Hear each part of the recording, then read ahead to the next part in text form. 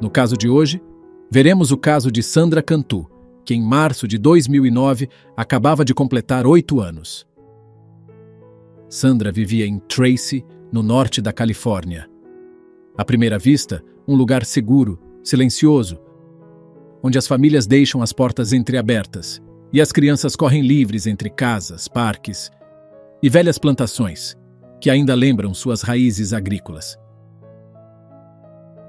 Mas na primavera de 2009, esse sentido de segurança mudou para sempre. Sandra vivia com sua mãe, Maria, e seus 3 irmãos maiores, Miranda, Simone e Thomas. Maria e o pai de Sandra, Daniel, haviam se separado há alguns anos. O pai vivia no México, mas mantinha por telefone contato constante com seus filhos. Seu irmão Thomas disse que Sandra tinha uma energia interminável. Adorava ajudar sua mãe com a confeitaria e a seus avós com a jardinagem. Amava a ginástica e a dança, e na maioria das vezes podia ser encontrada brincando lá fora. Embora a escola, para algumas crianças, possa ser uma grande transição e uma mudança bastante temível, Sandra, pelas manhãs, mal podia esperar para chegar lá, e voltava para casa, dando saltos todos os dias, pronta para contar a todos o que havia feito. Seu irmão Thomas disse que era muito pequena e que era muito inocente e nunca deixava que as coisas a incomodassem. À tarde da sexta-feira, 27 de março de 2009, tudo parecia normal. Passadas as 2 da tarde, Sandra estava de volta em casa, pronta para pôr todos a par do seu dia. Deixou sua mochila dentro e logo saiu correndo de novo, já que viu que seu irmão chegava em casa. Sandra não era de ficar sentada em casa, sempre saía para brincar. Em Orchard Estates, o complexo de casas móveis em que vivia, as crianças iam e vinham entre as casas como se tudo fosse uma grande família. E Sandra, curiosa e sociável, era bem-vinda em todas as partes. Thomas, seu irmão, disse que Sandra estava passando por uma grande fase de Hello Kitty e vestiu sua camiseta favorita de Hello Kitty e umas leggings pretas antes de abraçar sua mãe e sair correndo. Mas naquela tarde, algo foi diferente. Maria pediu a Thomas que chamasse suas irmãs para comer. Miranda chegou na hora, mas Sandra não. Estaria entretida brincando. Thomas a procurou durante uns 20 minutos, mas não estava em nenhuma parte. Maria e Simone subiram no carro e dirigiram perguntando aos vizinhos, mas ninguém a tinha visto em horas. Às 7h53 da noite, Maria ligou para o 911. Polícia de Tracy? Bom, tenho uma filha desaparecida, está bem? Que idade tem? Tem 8 anos. Quando foi a última vez que a viu? Me disse que ia para a casa de uma menina brincar e a estou procurando por todos os lados. A polícia entrevistou vizinhos, revisou cada canto do complexo. Trouxeram cães para cheirar a roupa de Sandra e ver se podiam obter um rastro lá fora. Os cães polícia levaram os agentes diretamente para fora do complexo e para a estrada principal, mas depois disto, o rastro esfriou. Os detetives no parque mostraram uma foto de Sandra porta por porta, mas não se necessitava de foto. Todos sabiam quem era, mas não sabiam onde estava. Assim se iniciava uma das buscas mais intensas do estado da Califórnia. O que teria acontecido a Sandra? Então, vamos a um novo caso de mistérios resolvidos.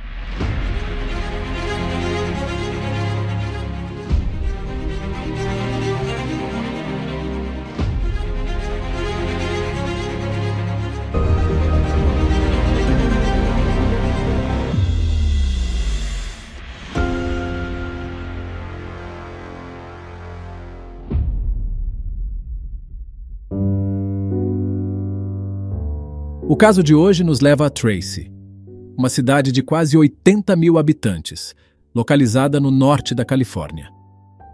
À primeira vista, um lugar seguro, silencioso, onde as famílias deixam as portas entreabertas e as crianças correm livres entre casas, parques e velhas plantações que ainda lembram suas raízes agrícolas. Mas na primavera de 2009, esse sentido de segurança mudou para sempre. Equipes de resgate, cães farejadores, um helicóptero, mergulhadores no lago próximo, veículos todo-terreno, mais de 300 voluntários trabalhando sem descanso. E, no entanto, nenhum rastro. Enquanto se punham a trabalhar fazendo perguntas, o avô de Sandra, Joe, disse que podiam dar uma olhada em suas câmeras, que havia instalado recentemente, depois de um roubo. Suas câmeras mostravam Sandra saindo de casa, justo como Maria havia dito, indo brincar. Logo regressou saltando pela rua, parecendo feliz, e parecia que se dirigia de volta para sua casa. Mas em vez de subir os degraus, deu a volta e começou a caminhar rua abaixo, que se dirigia para uma das saídas do complexo. Não havia mais imagens dela nas fitas. Tinha que ter saído do parque, mas sabia que não devia sair. A menos que fosse com sua família ou um adulto de confiança, pelo que vê-la se dirigir por esse caminho, fez a polícia pensar que algo, ou alguém que ela conhecia, tinha chamado sua atenção.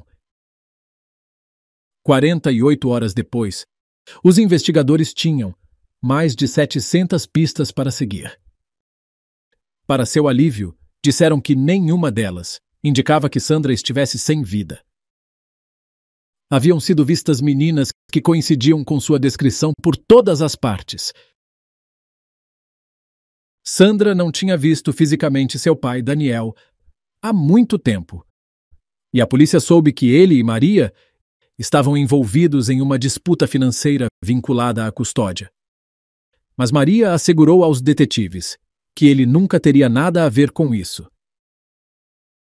Apesar de seus problemas como ex-casal, ainda tinha uma grande relação com Sandra, e ela o adorava. Os meios se concentraram bastante em Daniel, e todos se apressavam a conseguir uma entrevista com ele. Como eu disse ao detetive, faça tudo o que necessitar para fazer seu trabalho o melhor possível. Assim que já sabe, faça seu trabalho, faça o melhor que possa. Lhes agradeço todas suas orações. Te amo. Se pode ligar para um telefone agora, 911, baby. Ligue para alguém, corra, faça o que possa. Por favor, tente voltar para casa. No princípio, Daniel era o principal suspeito, mas ele estava longe dali. E seus colegas podiam dar fé de que esteve trabalhando durante esse fim de semana. Agora havia mais de 200 oficiais, de várias agências de todo o país envolvidos. A chefe do departamento de polícia de Tracy disse que teve que ordenar que as pessoas fossem para casa dormir. Cada segundo de cada dia estavam assustados de que nas horas que dormiam, podiam perder algo. Ao entrar na semana seguinte, a comunidade se reuniu para uma vigília. Thomas disse que sabia que o resultado deste mistério não ia ser positivo. Algo terrível tinha acontecido à sua irmã, por muito esperançosos que tentassem ser. E a vigília era mais sobre sentir esta dor juntos e estar ali para Maria. Às 8h30 da noite, os investigadores que também estavam presentes foram tomados por surpresa repentinamente. Uma vizinha, Melissa, correu até eles. Parecia perturbada e com dificuldade para respirar.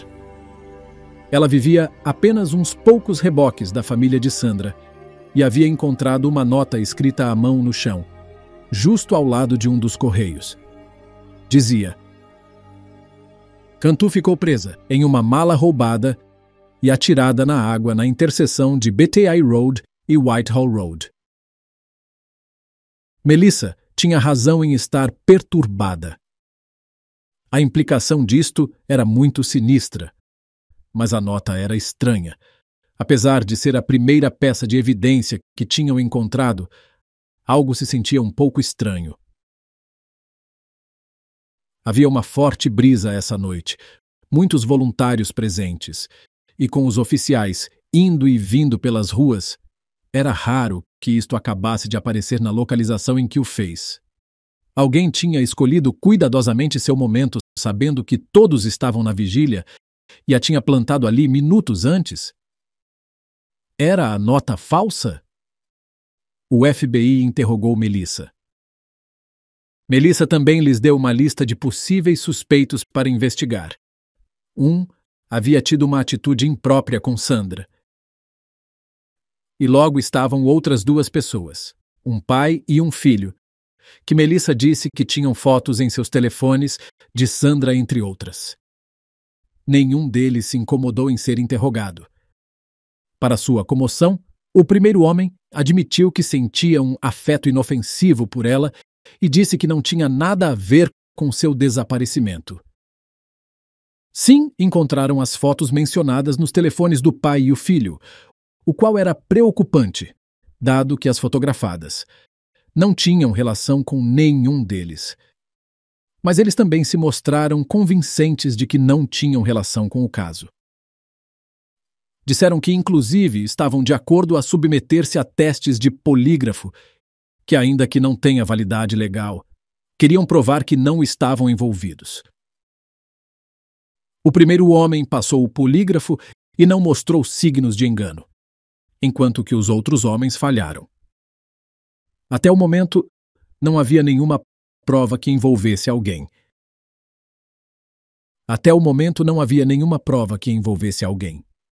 Os agentes voltaram seu olhar sobre Melissa. Melissa Huckabee, de 26 anos, vivia com sua filha, Madison, a umas poucas casas da casa de Sandra. Trabalhava como professora de escola dominical na igreja de seu avô, onde ele era o pastor local.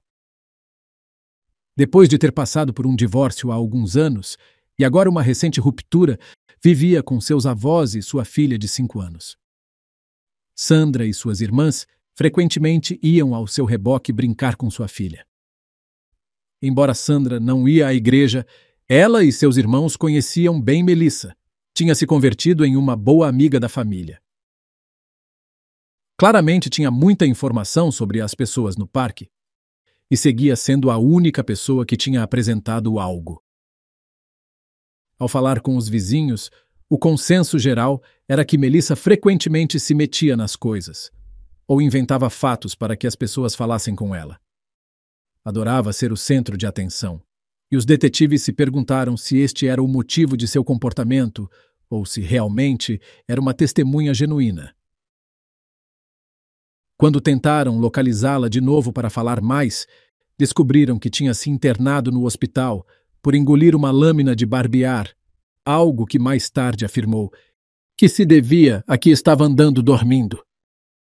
E apesar do fato de que estava bem, não queria ser entrevistada. A polícia se dirigiu com uma equipe de busca e resgate à localização mencionada na nota que ela disse ter achado. Os endereços os levaram a um açude de irrigação, que era onde se conectavam muitos esgotos e para onde iriam as águas residuais e similares. O açude tinha uns 140 metros de comprimento e 25 de largura. O cheiro e as condições eram tão ruins que não havia nenhuma possibilidade de que pudessem baixar nada ao fundo ou, inclusive, ver algo. Estava grosso com todo tipo de substâncias. Não se poderia ver a própria mão diante dos olhos. E não era seguro. Mas não havia nada flutuando na superfície. A menos que algo subisse à superfície, era pouco provável que pudessem descobrir o que havia ali, se houvesse algo. Haviam passado já 10 agonizantes dias de busca de Sandra, e este caso de pessoa desaparecida pronto se converteria em uma investigação muito diferente. Os detetives tinham estado monitorando o açude de irrigação e uma manhã, enquanto um trabalhador começava a drenar o açude, uma mala preta flutuou até a parte superior e agora estava na margem, presa na lama. Havia um cadeado e, além disso, a mala estava amarrada com uma corda. Notava-se que houve esforço para impedir que se abrisse. Ao tirá-la para fora da água, pelo peso, deram-se conta de que os piores temores de todos estavam a ponto de confirmar-se. O corpo de Sandra Cantu foi encontrado em posição fetal dentro da mala. Estava vestida com suas leggings pretas e sua camiseta de Hello Kitty. Tinha cortes e encontraram um pedaço de tecido rasgado atado ao redor de sua cabeça. Estava atada em um laço corrediço. Uma autópsia mostraria que perdeu a vida, talvez por asfixia, e, provavelmente, usando o laço corrediço. Havia sido sedada usando o alprazolam e havia sido agredida da pior maneira. Mas como não se encontrou presença de ADN estranho, pensaram que lhe introduziram um objeto desconhecido e tiraram sua vida só um par de horas depois que foi vista em câmera. Dado o tipo de assalto que Sandra sofreu, a polícia construiu rapidamente um perfil de quem seria seu potencial atacante. Um homem branco de 25 a 40 anos, com antecedentes que incluiriam agressão do tipo que houve com Sandra, ou posse de material com imagens relacionadas com o tipo de caso. Seria alguém conhecido por Sandra e que ela confiava, provavelmente um vizinho que vivia no parque, ou alguém que conhecia outra pessoa dentro do parque. Revisaram-se os álibis dos prováveis suspeitos, registrados na área por este tipo de casos, e todos puderam comprovar onde estavam à hora do fato. Interrogaram os vizinhos perto do açude, e um deles tinha visto algo que lhe chamou a atenção, embora não lhe deu importância nesse momento. Disse que havia visto um SUV de 2 tons, roxo escuro, dirigindo na sexta-feira em que Sandra desapareceu. Não era comum que um carro estacionasse ali. De fato, lhe pareceu tão estranho que decidiu aproximar-se do carro para ver se conhecia o condutor. Mas o carro estava vazio. Enquanto estava olhando ao seu redor, repentinamente, uma mulher saiu correndo de entre as árvores. Ela disse que teve que parar para ir ao banheiro. Voltou a subir no carro e se afastou rapidamente. A descrição que deu coincidia com Melissa Huckabee. Também confirmaram com a gravação de circuito fechado que o carro era igual ao dela. Os detetives voltaram a olhar as imagens das câmeras e viram que Melissa, ao redor das 15h30, tinha subido no seu SUV, onde estava estacionado justo em frente à casa de Sandra, e dirigiu de volta para sua casa. Logo se dirigiu à igreja de seus avós, antes de ser vista no açude, ao redor das 17h30. Melissa ainda estava no hospital. Os detetives já não a viam como uma testemunha, mas como uma suspeita. Foram ao hospital a entrevistá-la. Marcharam prontos para chegar ao fundo de suas histórias. Mas ela insistiu em que não sabia nada mais sobre o que tinha acontecido, e que tudo o que tinha feito era chamar a atenção sobre a nota que encontrou. Melissa disse à polícia que às 4h, quando Sandra foi vista pela última vez, estava em sua igreja, decorando sua sala de aula, e não tinha visto nada por essa zona. Naturalmente, lhe perguntaram se podia demonstrar que estava aí. E os registros telefônicos podiam proporcionar isto. De fato, ela tinha ligado para a polícia, para informar que sua mala tinha sido roubada. Disse que quando soube que Sandra estava desaparecida, tinha enviado uma mensagem de texto a Maria dizendo: "Digam à polícia que hoje me roubaram algo ao redor das 16. Não sei se isso faz a diferença ou não." A mala em que se encontrou Sandra era do mesmo cor e modelo da que Melissa reportou como roubada. Uma mala Ed Bauer preta. E a nota que supostamente encontrou não só dizia mala, dizia mala roubada.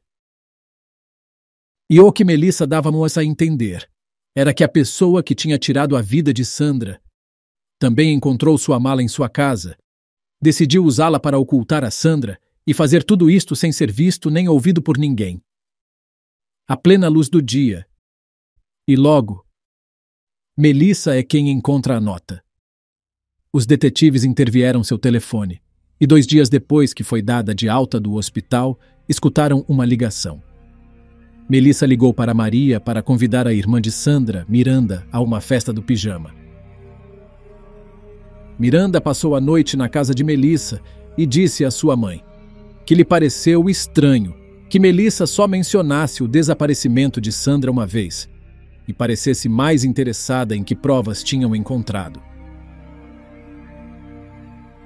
Um vizinho compartilhou uma história com os oficiais.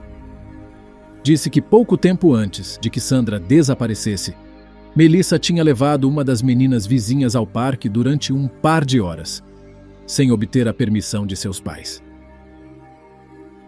Quando a menina de 7 anos regressou à casa, estava arrastando as palavras e apenas podia caminhar.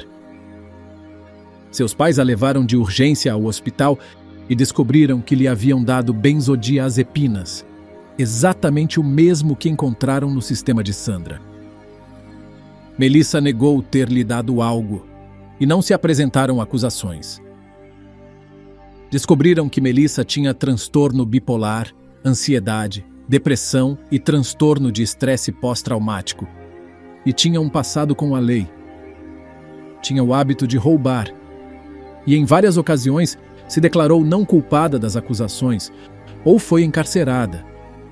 Também foi pessoa de interesse em alguns casos de incêndio criminoso, mas se foi da cidade antes que algo acontecesse. Mas qual era a ligação dela com o caso de Sandra? Ela estava acobertando o responsável ou havia algo mais por trás disso? A polícia finalmente obteve uma ordem para registrar seu reboque e a igreja de seu avô. Dentro do reboque, descobriram um caderno que coincidia com a folha da nota que Melissa tinha encontrado no chão. A escrita dentro do caderno coincidia com a escrita da nota. Também encontraram alprazolam, que lhe tinha sido receitado a Melissa, exatamente o que se encontrou no sistema de Sandra. Encontraram um objeto que poderia ter sido utilizado para penetrá-la. Dentro da igreja, encontraram um rolo de amassar com o cabo dobrado e uma mancha de plasma. Plasma que mais tarde resultaria conter o ADN de Sandra. Com isto, a teria agredido da forma que o fez. Também descobriram que faltava parte do cordão de uma das persianas, que os especialistas do FBI determinaram que era consistente com o cordão utilizado para selar a mala. O 10 de abril, Melissa foi levada para outra entrevista. Sua história era a mesma. Mas os detetives agora tinham muitas provas e queriam a verdade dela. Quando foi confrontada com tudo o que tinham, Cold se pôs a chorar histericamente. Disse o detetive: 2 pessoas viram seu carro detido em Whitehall Road. Te viram sair dos arbustos e alguém te perguntou. Você disse: fui ao banheiro. O que você fazia na realidade? I was okay, and I said I was going to the bathroom. What were you doing? What's up?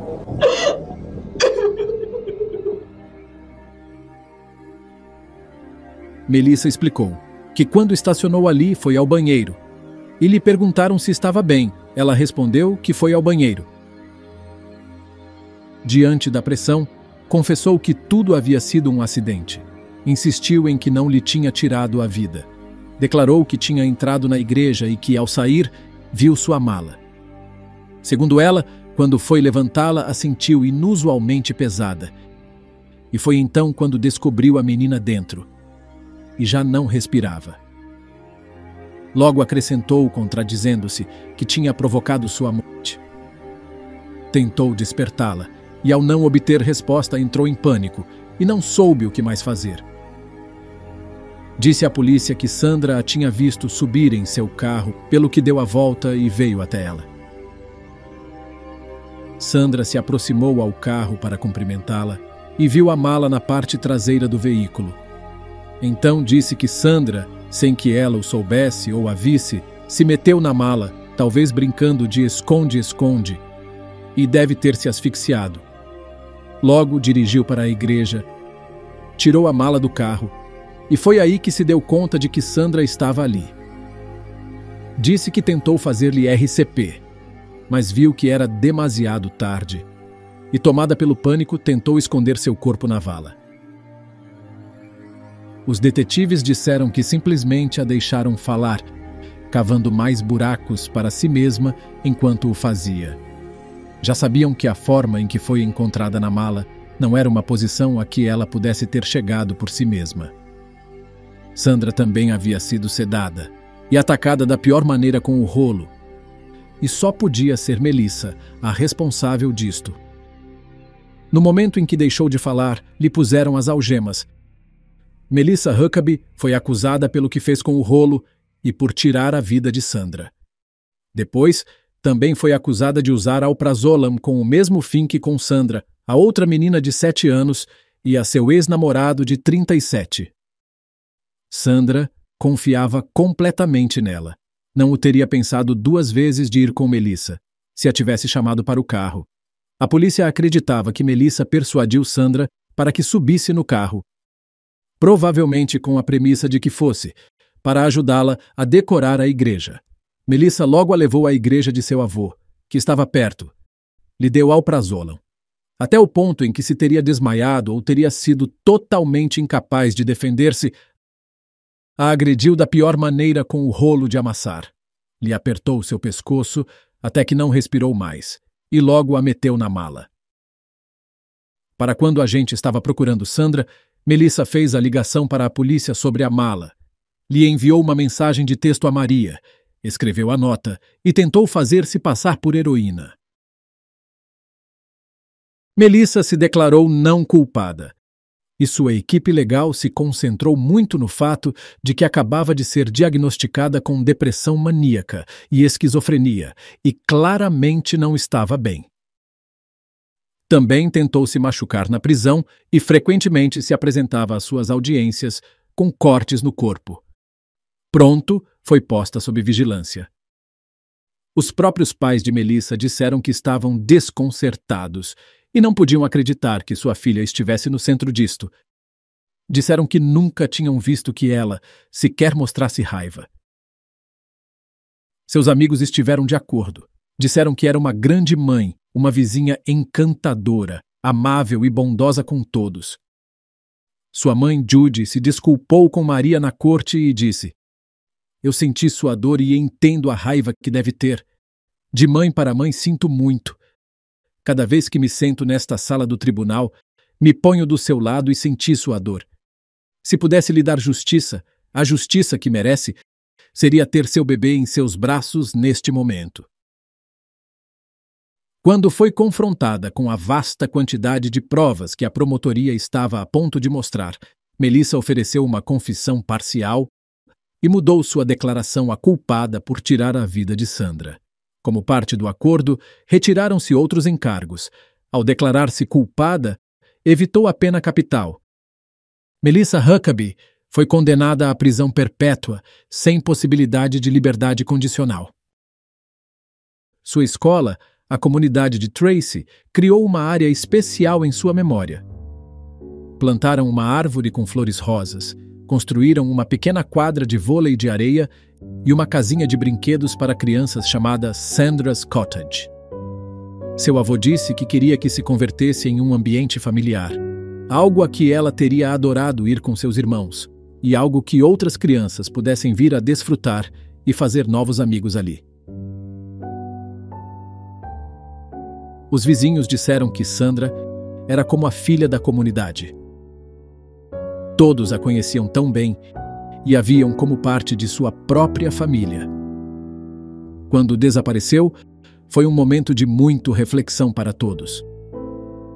Um oficial disse: "A vida é preciosa, e esta menina só teve 8 anos, e isso foi tudo." Thomas disse: "Ela levou uma das partes mais grandes de nossas vidas, a alegria de ver alguém florescer em algo que poderia ter sido. O tempo cura algo disso, mas sempre há coisas que persistirão. E isso está bem. E isso é o que nos faz humanos."